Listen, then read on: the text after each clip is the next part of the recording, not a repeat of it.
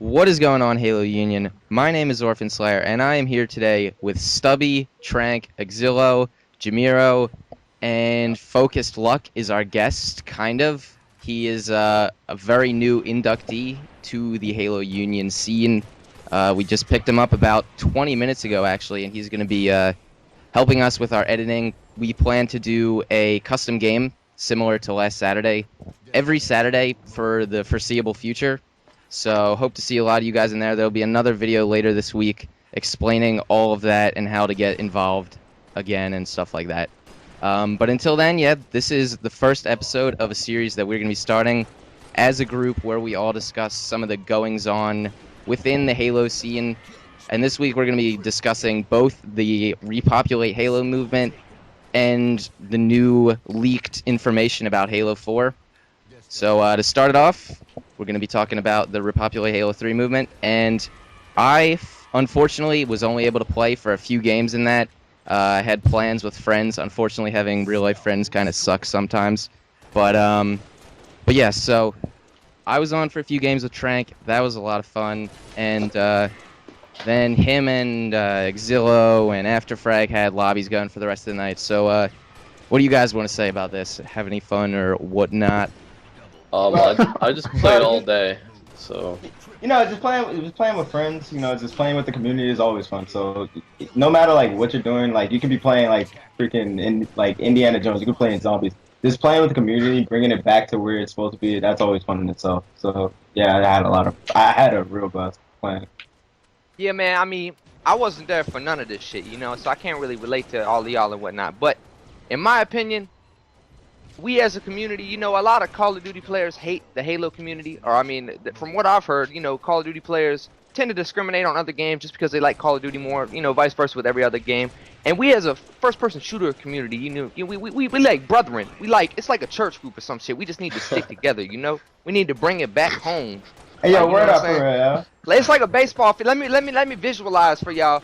It's like a baseball game. You know what I'm saying? You smack that motherfucking ball. What you do? You fucking bring it home. You fucking knock that bitch out and you bring it home. What you do? That's all I got to say about that, though. We just trying to bring it home for all of y'all out there, man. Exactly. All right, so moving on. Halo 4. A lot of you have probably heard by now that there was a leaked Game Informer article. And basically it had information that there is going to be armor abilities, and if I forget anything, you guys can hop in and tell me, because I'm sure I'll forget something. But there were, now there's armor abilities, including one of the more highly debated ones is now this X-ray vision thing that allows you to see through walls. Forerunner vision. Yeah, and on top of that, they have sprint as a constant thing. They will have that in all game modes now. It's not an actual armor ability anymore. One of the things that I'm kind of worried about is that they have, like, join game in progress now. So you could end up joining into a game where you're losing by a crap load against a great team and your team's in a horrible position. I don't think that's something that belongs in Halo. I don't know about what you guys think, but that's just me personally. There's no elites in multiplayer either. Yeah, no elites in multiplayer, which is... I'm sure Axilo is going to be not too happy about that. That's what we call racism. We know all about that, though.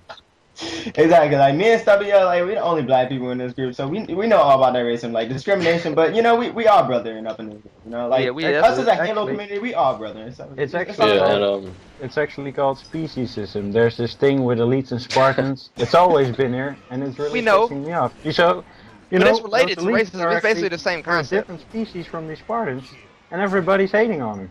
Like, what the fuck is that? I just want to shoot in because there's been a lot of hysteria around Halo 4 and the leaked information. Sorry, just gotta clear my throat. I'm a bit sick, but I'm just gonna shoot in and say that one thing that I feel like everyone needs to do is calm the fuck down, because there's a lot of speculations about I don't want to play Call of Duty, I don't want to play Battlefield, I want to play Halo, and for the record, you have no idea how it's gonna play out yet. The feel of the game and the entire engine of the game, you have no idea how it's gonna be. Personally, I don't want it to be similar to Halo Reach. It says that, what we heard from Frankie O'Connor is that the feel of the multiplayer in the Halo series will still be there. I'm hoping that will be more like Halo 2 or Halo 3, not Halo Reach, because if they keep the engine from Halo Reach with the fucked up hitbox and everything, I just don't want that. And one of the main reasons to why I don't want that is because it's Halo 4 now. We're back to Master Chief. I can understand why Halo Reach was so different, because you were a different kind of Spartan. You were these kind of, I don't know, weaker people that had fall damage and everything, and they were way more customizable and shit. But for me, when you get back to Halo 4, and you're back to Master Chief, shit should go back to Halo 1, 2, and 3, not Halo Reach. And here's some stuff I actually do know about Halo 4, about the Forerunner version. There was a lot of confusion about that. And Frankie O'Connor released a statement saying that you can't see people through it. You can't see people through walls with that.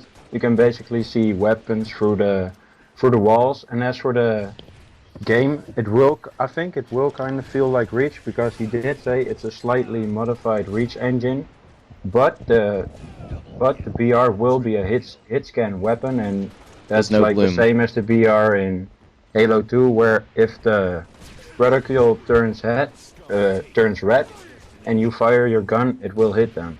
Yeah. So it won't be like the Halo 3 BR, so that's one good point. Well, y'all gotta let me innovate for a second, you know, because I've been sitting back in my own dwelling and whatnot, in my humble abode, just waiting here. But, you know, you can say that everybody's freaking out and whatnot, but in my opinion, the main thing that they need to focus on is not adding things to the game, but rather, it's like a Bruce Lee philosophy, you know? It's not about... Yeah, it's not about what you have to add to something to perfect it. It's about what you have to take away. You weave out the things that aren't necessary. It's all about necessities. And in my opinion, the only necessity that made Halo 2 the greatest Halo in Halo history is the fast-paced gameplay. And what made the gameplay so fast-paced, you know, you may say that button combos was the only thing, but with all these, you know, armor abilities and all that bullshit, it really takes away from the overall simplistic Halo feel, and it does try and, you know, it goes over into the kind of Battlefield and Call of Duty style of play. And in my opinion, the X-Ray Vision, you know, I haven't read anything. Like I said, I don't know what most of you guys are talking about. You know, I'm not as informed as you guys, but in my opinion, they definitely need to worry about taking things away. I like the BR being back. I like the hit scan. No Bloom, of course, going to make everything a lot more fast-paced. But overall, as close as they can make it to Halo 2 is going to make me happy, but then again, you know, my opinion is just my opinion, and, you know, everybody else out there has their opinion, but they just need to make a more simplistic Halo feel, in my opinion. And, of course, bring dinos back. That's some fucking racism. Amen. Amen. Scary enough, I have never heard Stubby be so serious in my life until now. Like, that's how you know that, like, this is actually an epidemic right now.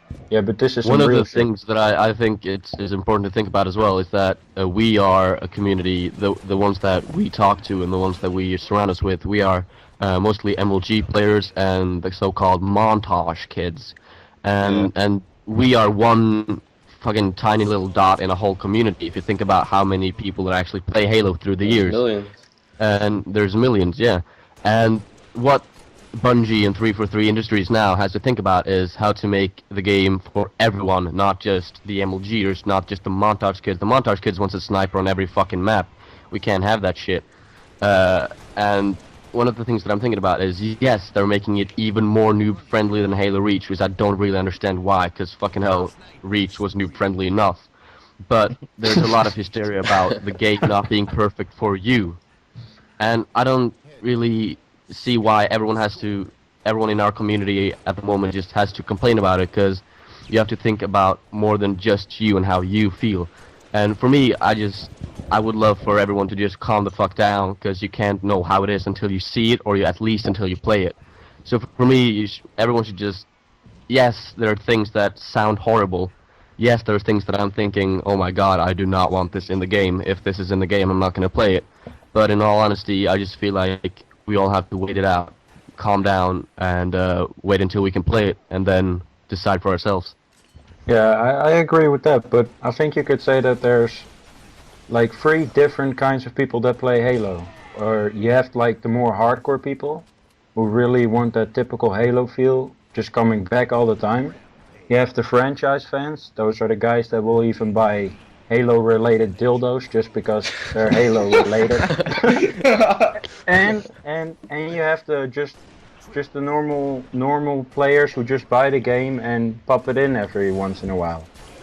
And yeah, those people don't really care about all the changes they add in. And I think if they all leave the game after 4 weeks after they played it, we're the ones going to be playing it for a while. Because we all love Halo, and we're the ones who keep playing it, and we aren't the ones who are buying dildos. And yeah, and it also sounds like it won't be any what you call it. It won't be rewarding the more dedicated players, the people that will actually play properly and stick to the Yeah. game and get better at it. It won't reward us, and I see that. But a lot of people talk about what we want and that we are the real fans.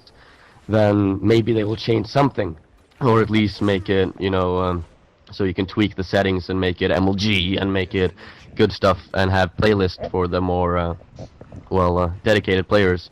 But all in all, I just want people to calm down because you can't really decide anything until you have either played it or that you can see more gameplay or more vidocs or whatever. And I don't believe that 343 after doing so much good for Reach will completely fuck up Halo 4. Hey guys, let's repopulate Reach. Yeah. The only real thing that I wish they would do is just realize how much Halo has brought people together. Like if you look back at everything, like you would realize how like in Halo 1, like the MLG tournaments first started, it was really not much competition except for Zyos, and for God's sake, stop dick rotting Zyos. He's gone. Leave him alone. Anyway, like everyone, like we all love Halo 2, Halo 1 and Halo 2. They both brought us together. Halo 3 came around. It wasn't as good as Halo 2, but it still brought us together. It gave us the most memories. Reach though, it's like such a drastic change that we were not used to it, and now they want to keep that change going. Like honestly, like I can see why you want to keep that change, and it's not that bad. But at the same time, you should realize what the basics are, like what brought us together in the first place, and then can you implement that in like different playlists. Like you can have all those things that you're going to put. Just have an option for all the people that love the game before to have a playlist just for that. Like have a Halo 1 playlist, Halo 2 gameplay playlist. Have a feeling for everyone that loved the game to have that certain playlist or option to play. I agree Instead of with just- you. The thing that I think is also important to remember is how the Reach, how the player numbers dropped so instantly, Yeah. as opposed to Halo 2 and Halo 3.